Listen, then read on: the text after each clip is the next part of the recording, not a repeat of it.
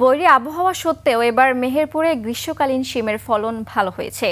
অন্যান্য সবজির চেয়ে বেশি দামেও তা বিক্রি হচ্ছে। মেহেরপুর প্রতিনিধি ফারুক হোসেনের তথ্যছবিতে ডেস্ক রিপোর্ট। কালার এক্সপার্ট, জর্জ স্যাপ এবং মাইল্ড অন হ্যান্ডস টেকনোলজি সমৃদ্ধ অরিক্স ক্রিস্টাল ওয়াশ আপনার লন্ড্রি এক্সপার্ট। প্রতি বছরই মেহেরপুরে আগাম শিমের চাষ করে আসছেন চাষিরা। তাদের কাছে এই সবজি অর্থকরী ফসল।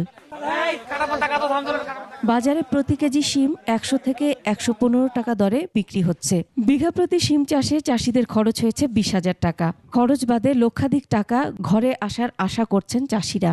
এই ১৫ শতক জমিতে আমি পর্যন্ত ২৩,০০০ টাকা বেচাকেনা করছি। আইগুর জাতের এই সিমটা, বিস্কুট সিমটা নামলা এখনো ওটা হয় নাই।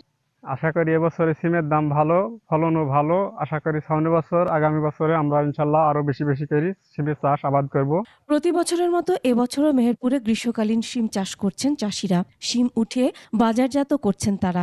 শুরুতে কম ফলন হলেও দিন দিন বাড়ছে শিমের ফলন। এখন কেবল হালকা হলো ধরা পাইতে, দামও ভালো, আর পুরাটা ধরে গেলে ভালোই ফলন হবে, দামও ভালো পাইছে। প্রতিদিনই হলো স্প্রে করা লাগে, না হলে তো ভালো একটা আসে না, ফুল ধরে যায়, পোকা লাগে। শিমের রোগবালাই প্রতিরোধে কৃষি বিভাগ কৃষকদের সবসময় পরামর্শ দিয়ে যাচ্ছে। রোগবালাই খুব একটা বেশি নাই, তো সেক্ষেত্রে যদি রোগবালাই হয়ে থাকে সেক্ষেত্রে মূলত পছন্দ রোগ, সেক্ষেত্রে আপনার থিউবিট বা কুপরাভিট বা এই জাতীয় ওষুধগুলো স্প্রে করলে পরে সিমের যে রোগ, সেই রোগ থেকে কৃষক বাঁচতে পারবেন।